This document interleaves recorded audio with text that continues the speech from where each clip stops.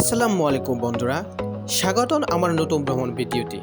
আজ আমরা ঘুরতে এসেছি মিয়ানমারের বিখ্যাত ঐতিহাসিক শহর বাগানে। বাগান শহরকে বলা হয় হাজার মন্দিরের শহর। এখানে চারদিকে শুধু পুরানো পেগোডা, মন্দির আর ইতিহাসের ছোঁয়া। সকালের যখন সূর্যের আলো এই মন্দিরগুলো উপরে পড়ে, তখন পুরো শহরটা যেন সোনালি রঙে ভরে যায়। সত্য বলতে নিজে চোখে না দেখলে এই সৌন্দর্য বোঝানো কঠিন।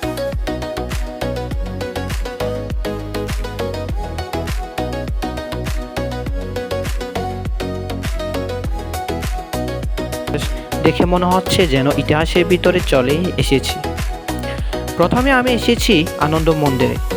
এই মন্দিরটি বাগানের সবচেয়ে সুন্দর এবং জনপ্রিয় মন্দিরগুলো একটি।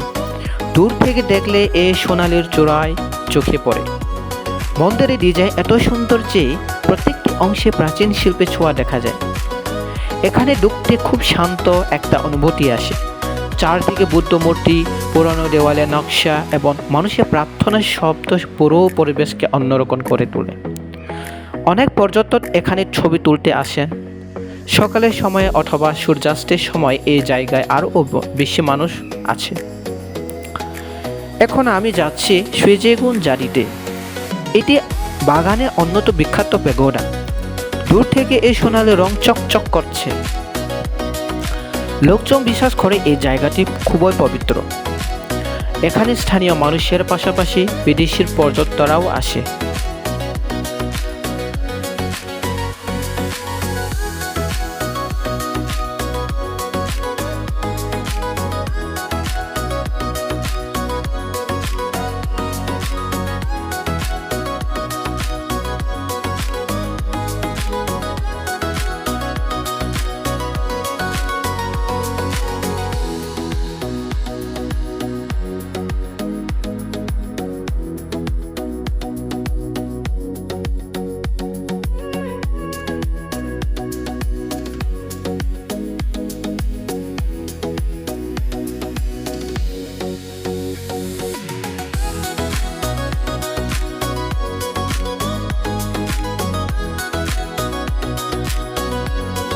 বলতে নিজে চোখে না দেখলে এই সৌন্দর্য বোঝানো কঠিন। আমি এখন দাঁড়িয়ে আছি বাগানে এক সুন্দর জায়গায়। চারপাশে শান্ত পরিবেশ, হালকা বাতাস আর অসাধারণ দৃশ্য। যারা ভ্রমণ ভালোবাসেন তাদের জন্য বাগান এক স্বপ্নের জায়গা। বাগান সবকিছু জনপ্রিয় বিষয় হলো সূর্যোদয় আর সূর্যাস্ত দেখা। অনেক মানুষ খুব ভোরে উঠে এখানে আসেন শুধু সূর্যোদয় দেখার জন্য।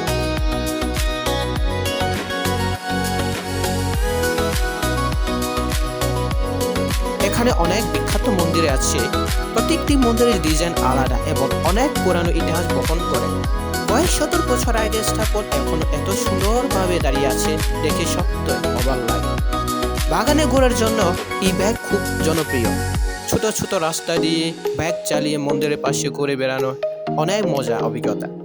পথে যেতে যেতে গ্রামে জীবনও দেখা যায়। মানুষ খুব শান্ত আর বসনসুলভ।